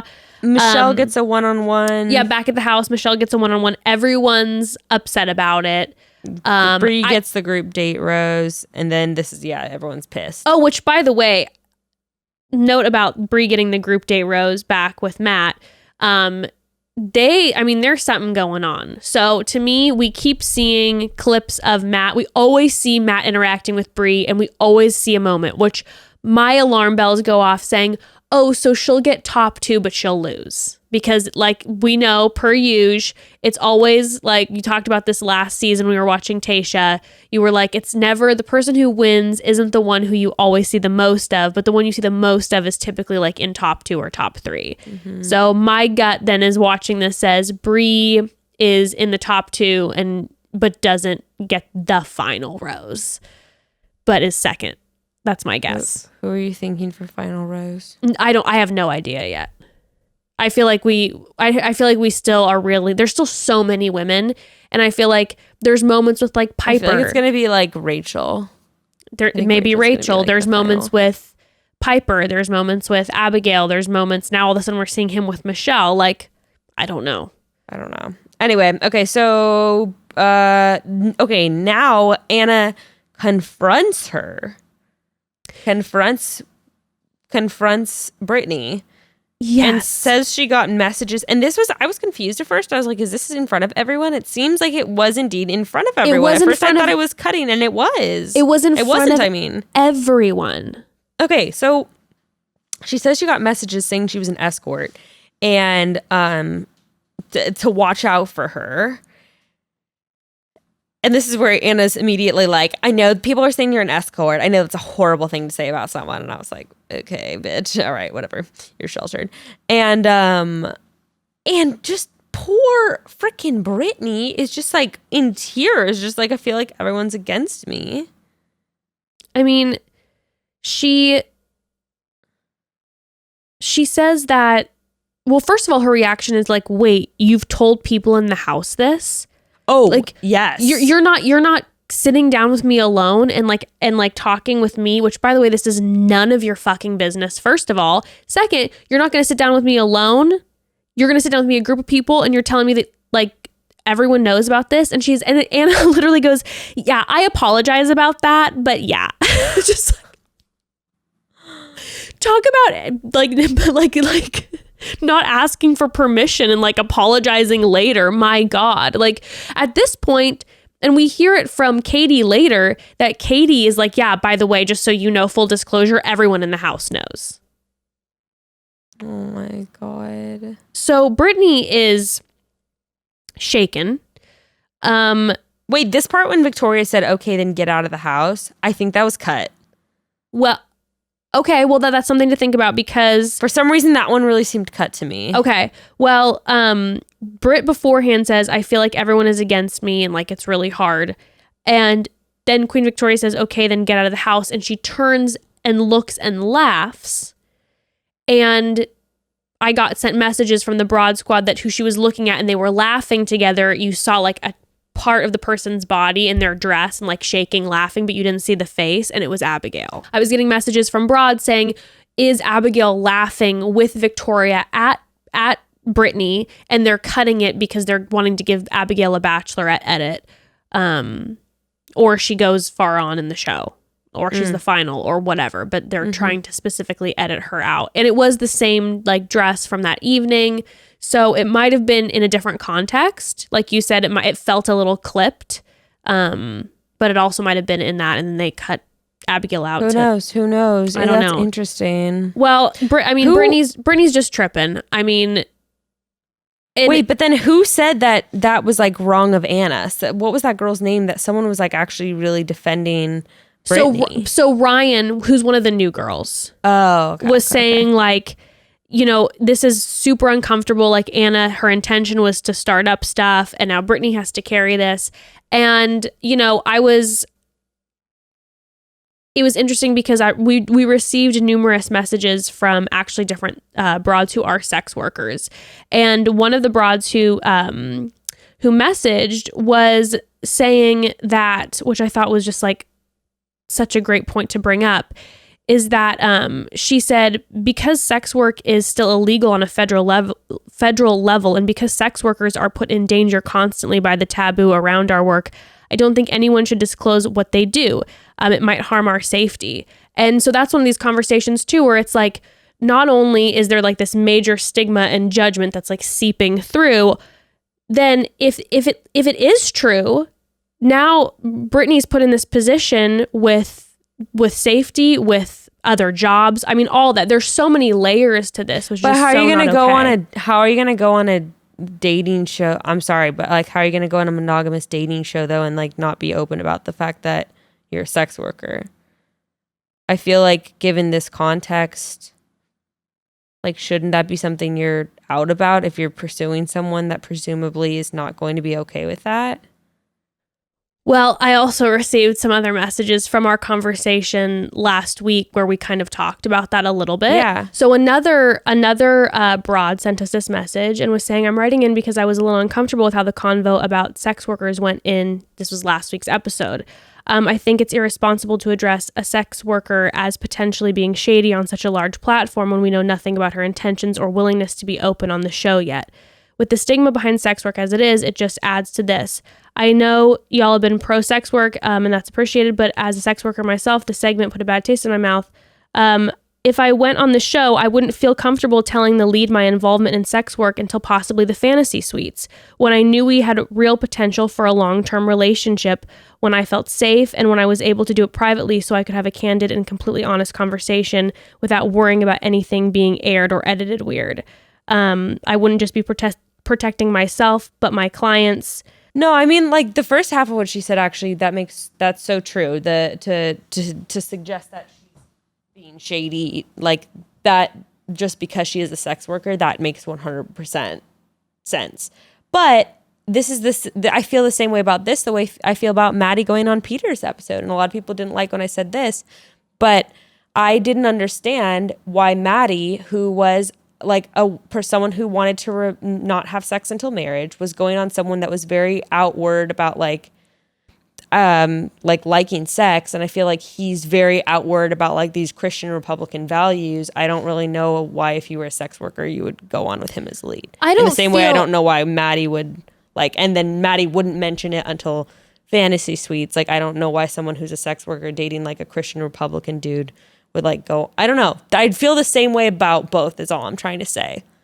Yeah, I think that, like, I don't think Matt, I mean, maybe I haven't been following Matt long enough, but I had no idea that he was so like very, very Christian until the episode aired. So and I think unless there's digging, like, obviously our Bachelor, whatever, where we're like, oh, he's Republican and he's Christian. I don't feel like that was super talked about. It's just like, oh, Matt James, like, he seems super cool. Like, he hangs out with like a fun crew. I mean, it seems like. All right. I hear you. I'm just kind of like, I don't know. I feel like, given the show, I don't know. I feel the same way kind of with the same way I feel about Maddie's stuff, about Maddie choosing to like not say anything about her wanting to remain a virgin until, I don't know. I'm just like, this is the show you're on, is kind of how I feel. I don't know, but that might be wrong. Please feel free to correct me, and appreciate the feedback. Yeah, I mean, and then this specific broad did say that she is a monogamous individual, and this is a line of work for her. So it's like, this is something that, just like how, I don't people have different definitions of monogamy though too. There's kind of sure. But anyways, that's just a thought, is just talking about that in the fantasy suite. But at the end of the day, Brittany says that she's not. Dude, and look, at the end of the day, the way that it was not only said that she was a sex worker, it was said that like she is this like shady person to like stay away from her. And if she mentions later, there's stuff about like her running with a bad crowd partying. I do have to say, not with having to do with a sex worker or anything, but I do believe that if someone's reputation is preceding themselves on a show like this, there is something there. Sure. Not talking about judgment about sex work, but she said that people brought up about stuff about her partying, running with a bad crowd, stuff like that. And I'm like, I'm just saying, if someone's reputation is preceding themselves in that way, there's something that's not right. That all that I saw in my brain was that all that I could picture was that there was a night where Anna was hanging out with this guy who was hot and wealthy, and she thought it was going well, and then all of a sudden this girl Brittany walked up. She doesn't even fucking remember Anna, and Brittany comes in, and the guy like peaced out on Anna, and then just went and hooked up with Brittany and was just with Brittany, and then Anna remembered Brittany forever and was like, I hate her. And because Brittany didn't necessarily seem to remember Anna, but Anna knew who Brittany was. Like, we didn't get, I mean, maybe she did, but we didn't get this like very definitive, like, yes, we know each other. It was a little bit like, Anna was like, well, I know you from and she's like, but like, there wasn't this, oh yeah, like we've known each other for a while. We have the same friend group. No, this sounds like someone's distant friend. She slept with her boyfriend. Like that's kind of the vibe that I was getting, where it's like, all right. That's why I'm saying like there's something there. It's like the Victoria F stuff. We know something's there. Sure. We don't know anything concrete, but we know that there's a lot of people saying bad stuff. So that's coming from somewhere. That's all I am saying. We can move on with that. Well, the next day, they have Michelle and Matt have the one-on-one date, and I just want to say this right here, right now. Michelle, officially one of my new favorites. She was so funny and like she just fucking rolled with all the punches that they threw her. I felt like she was like giving Matt the perfect amount of like being funny and cute. She's also not losing her mind because this is day 2 in the prison. Very true. Very true. But let's not forget some of fresh. the other characters that we're used to, aka Sarah, who's bawling like day 3 and was like, I'm in love with you and this is hard. Yeah. And I mean, there's just been so much. Well, No, Matt, I really like her too, though. Matt right away says that Chris Harrison has taken over this date again, which is just frightening. Every time they're saying that Chris Harrison has taken over the date, and then it's a scavenger hunt, and I'm like, this is going to be a very dangerous scavenger hunt if Chris Harrison has decided to completely take this over. There's zip lining, they handle it well. Cool hot air balloon. Yes, and have we talked about that? Like the hot air balloons are one of the most frightening things to me of all time. They're really scary. It's so Have you seen scary. that hot air balloon movie with like No. what's his face? The guy who plays who's in The Theory of Everything. You know, what's his name? He's also in Les Mis. Yeah. I know who you're talking about, but I can't remember his That name. guy. Anyway, he's so cute. He's in this movie where they're like in the early 1900s and they're trying to go the highest that a hot air balloon has ever gone. I would be frightened for this during this movie because every time I see it's like, oh, it's so romantic. I'm like, I'm just seeing scorching flames go on me every 5 seconds.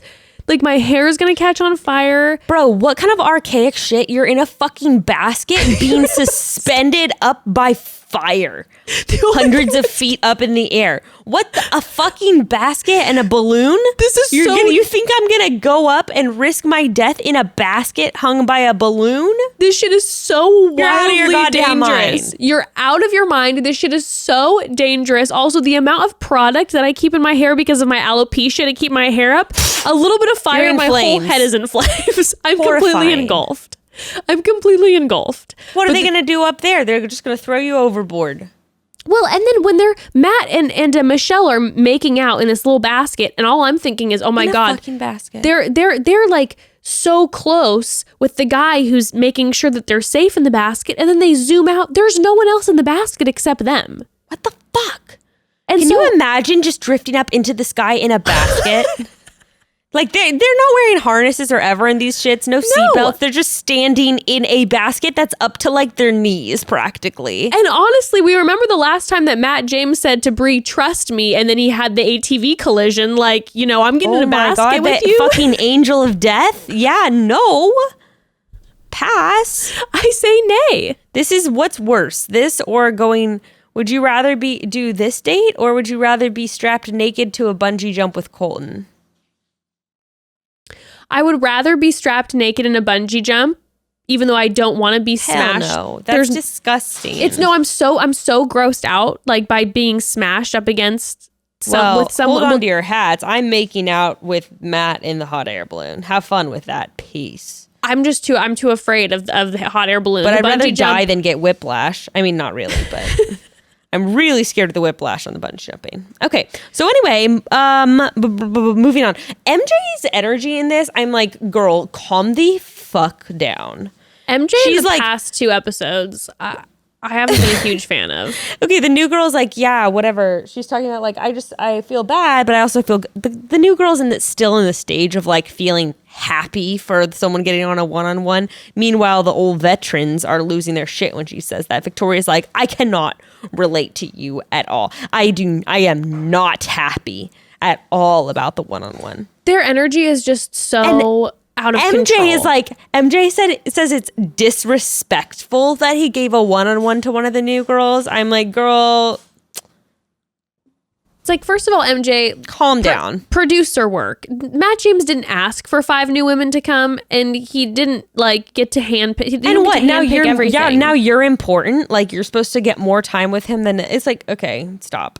It's like I get the frustration, but like the level that it's being taken out, like the 5 new girls, I'm sure they wanted to be part of the original cast, ladies. I'm sure they didn't want to be the 5 random chicks who show up. But guess what? That's how the producers put them. So like, yeah, and you would have said yes to it too. Of course. It's not like they were like, you know what I would like? Let's pull a producer aside. You know what you should do is have us show up later. Like, come on. That's Nobody stupid. wants to be in this position. It's just That's not such fair. a childish like thing to even act like. Yeah, just dumb. it doesn't make any sense. Well, back with Michelle and Matt, they are eating in a car gallery, which is not romantic to me, but hey, go off, whatever. Yeah, Just tons of cars. okay, he said she's been so patient about what? I was confused. I'm sorry. I took that. I had to take note of that. I was like, wait, she's. I think, does he mean maybe like she's Like, been I'm like, do you know that she's new? Do you remember she just got here? She hasn't been here for the past 4 weeks. Have they maybe been quarantined the entire time? I mean, it's definitely possible. Like they've been quarantined for like 3 weeks. Oh my God, no. I don't think they'd survive. Maybe like they've probably been quarantined for like 5 or 6 days. I don't know. I'd be curious to find out. But we find out that she's a teacher, and her voice just makes me want to like curl up by a fire and fall in love. I love her. She talks about her students and the stress of being a teacher during the pandemic. Yes, and how to approach race as an educator. And apparently they talked also about the achievement gap and the opportunity gap. She brings this up at the end, and she's like, he's like, our conversation's about the achievement gap and the opportunity gap. And he's nodding like, yes. And I'm like, oh, interesting. So we saw them get deeper about some stuff, but we didn't see them get deeper about some stuff. But apparently they had a full conversation. Well, and That's cool. We have that moment too where, she's talking about his food tours and what he does, and she's like, I want to make an impact. And she says one of her favorite quotes is that some people don't remember, or that people don't remember what you say, but how you make them feel. And he right away knows that it's Maya Angelou, and that's a good moment. Their conversation gave me like butterflies, where they had like an intense connection, and he right away tells her, he's just like, I don't want to scare you, but like, I'm serious about this. And he says off camera that their convo is flowing better, smoother than some of the girls who's been there. Wow, shade. I know. I was actually The like shade. kind of surprised, but yeah, I definitely felt like they had like a real connection. I actually feel that word for them. This was probably the first woman that he has been with that I'm like, I immediately am convinced that she will be 100% in the top 4, and I would put. Like, I have my guess. I'm like, yeah, I think Bree. I think Rachel. I think, like, there's certain girls that I'm like, yeah, I assume this. But Michelle, after this date, I'm like, unless something really changes, I would think, like, I would put serious money on these two going pretty far. Because I felt like he felt so smitten and giddy. Now, granted, he's, like, telling all these women that he's really feeling them and falling for them. Yeah, he's in love with all of them. But he seemed very, like, taken by Michelle. Totally. Right off the top, too. Yeah. Right off the top. I mean, he gave her like what 4th or 5th rose at the rose ceremony when he hadn't even barely spoken to her. True. I don't know. Interesting. Okay, then we're back at the ranch again. This is where we hear that 2 of the girls knew. Brittany's saying that apparently 2 of the girls knew who she was. Yes. Katie's being the therapist again. She's talking. Sweet Katie. She's talking to sweet Katie. And she's like, Katie's like, I've had rumors about me before too. She doesn't refer to what they are, but she's like, I know this is rough. And the rumors that spread were false. And she asks her if Matt heard the rumor, and Brittany doesn't think so. And Katie's just mad. She's like, this is petty mean girl stuff. This needs to stop. And then she says something that is so like, feels so forbidden. She's like, in this house, there are no secrets. And then it cuts. And it's like, this is frightening. It's like the house that, I don't know what kind of justice Katie's about to seek. Like, oh my God, but no, the house is like this like haunted horror house where like it tells all secrets and like nothing is safe in this house. Like, it is kind of haunted mansion vibes for sure. Like with all those stairs, with the organ going crazy. Chris Harrison's on the organ. Chris Harrison is the Phantom. Yeah, totally. Going into his underground cavern. Yeah. But I feel so bad for Brittany because it's like, she's just like, and you can tell, she's like, I'm not emotional. You can tell she's pretty like, not super expressive. Yeah. And she's like, I want to cry. Like, the whole thing is a mess. Well, they end up having their group date. Okay, the boxing date, I'm sorry. Like, dude, basically nothing happened. Like, we could skip basically that entire date, no joke. Because basically, like, we see a couple of them kind of fight. We see that boxing lady, Mia, hosting. Wells is hosting. Mia St. John is like a huge name that they got. I don't know who that is. But Becca. Dude, like, nothing happened. And then at the end, we just see that they're like, oh, we have to call it because things were getting intense. Because Serena gets punched in the face. Like I cannot believe that her nose didn't break. We didn't see a lot, but my God, this date, I believe deeply. They didn't want to show it. Yep. I think we didn't see a lot of it because just the glimpses that we got were so to gnarly. me inappropriately violent with people who are not Dude, that's trained. what I'm no, not to mention they are unwell right now. They are literally all mentally unfit to be forced to hit each other. Yes. Katie's just like, I mean, and I love Katie, but Katie's like, it's going to feel good to get some of this out. And I'm like, yes, I'm sure people feel this way. And you could see the way that they were fighting with each other in the ring. And I'll be real with you, when they were hitting pads with Mia, I'm like, some of these girls are really good. Like Kit, I was like, oh my God, look at how she's hitting those pads. She definitely does boxing at home. Totally.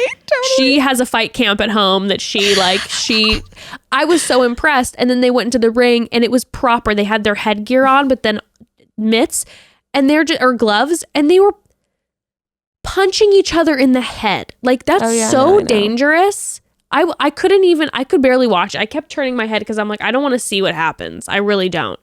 And she gets punched in the nose. Yeah, and they basically just end it, and then Matt's like, no more. But then Matt also then goes over to her and is like, are you okay? She's like, yeah, I'm fine. And then he ends up saying to the side commentary where he's like, they're gonna be okay, like, just put some ice, take a shower. And I'm like, what? Like, you are like doing almost professional football. Maybe that works for you, but these are people who are not professional boxers getting hit in the face.